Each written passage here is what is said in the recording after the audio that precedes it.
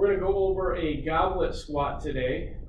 We use these in all of our beginning programs. So if you're new to free weights, we have a 12-week program. We start everyone out in the gym after they pass or after they go through our movement assessment. And then these are really good for our young athletes as well. We have some people that squat really well, and then we have some people that don't. Same thing with deadlifting.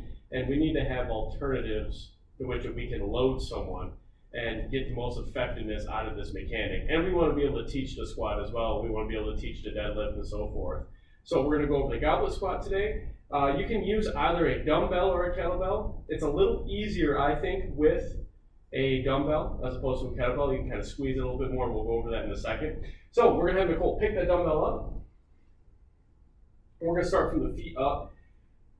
Feet are going to be hip width apart. We're not going to go over a huge squatting debate. We can have an hour-and-a-half video on that, but we just want to get you rocking and rolling quickly. So hips about hip width apart. Toes are going to be slightly out.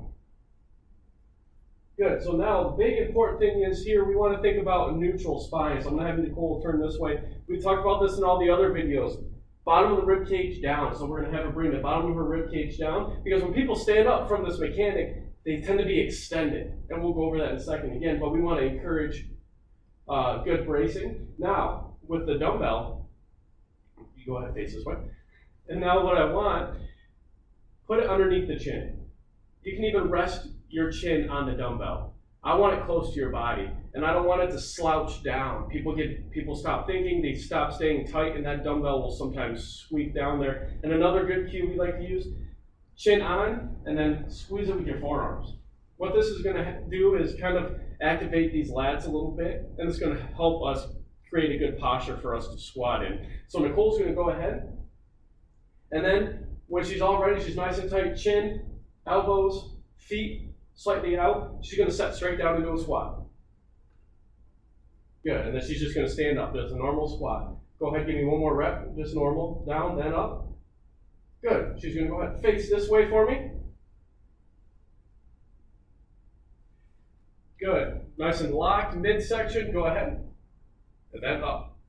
So what we like to teach you, pretend there's a hot plate underneath your butt. We're going to sit down. We're going to stand back up. We do not want to pause. Go. There we go.